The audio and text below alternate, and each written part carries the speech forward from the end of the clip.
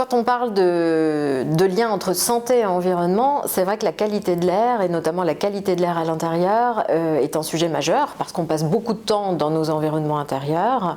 On respire beaucoup de litres d'air par jour, entre 12 000 et 15 000 litres d'air par jour. Donc c'est un sujet de santé publique majeur que de se préoccuper à la fois de la pollution atmosphérique, certes, mais de qualité de l'air à l'intérieur de nos environnements, sur lequel nous avons beaucoup de leviers pour pouvoir agir et favoriser l'air le plus sain possible à la maison.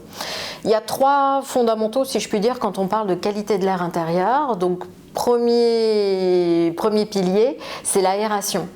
C'est très important d'aérer son logement, c'est même fondamental pour avoir un air le plus sain possible à la maison. L'aération, c'est tous les jours, plusieurs fois par jour, entre 5 et 15 minutes. Si on arrive à ouvrir les fenêtres par opposition, 5 minutes suffisent.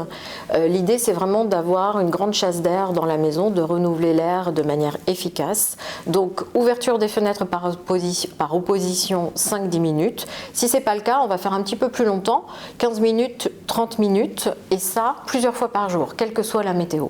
Donc, aération, tous les jours, plusieurs fois par jour, entre 5 et 15 minutes. C'est primordial et c'est indispensable. Ce qui vient compléter l'aération, c'est la ventilation. Elle est également indispensable puisque quand on a refermé les fenêtres, c'est important d'avoir un renouvellement d'air permanent dans le logement, donc c'est la ventilation qui prend le relais. La ventilation, c'est souvent des VMC, des ventilations mécaniques contrôlées qui ne s'arrêtent pas. Ça doit fonctionner en continu et ça doit être entretenu. C'est un système qui doit être révisé, si je puis dire, régulièrement. Les grilles d'entrée d'air aux fenêtres doivent être dépoussiérées et les bouches d'extraction d'air également doivent être dépoussiérées pour un bon entretien du système. Le troisième pilier, c'est réduire au maximum les sources de pollution à l'intérieur de la maison.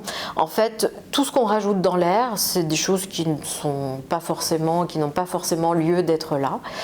Donc, tous les produits chimiques, les détergents, les aérosols, les parfums, tout ce qu'on va faire brûler, les bougies, les bâtons d'encens, etc., sont une source de pollution de l'air intérieur importante qu'on peut éviter facilement. Les insecticides, tous les produits chimiques extrêmement irritants pour les voies respiratoires, à limiter au maximum. Et puis après, il y a d'autres facteurs dans la maison qu'il est important de surveiller, comme l'humidité.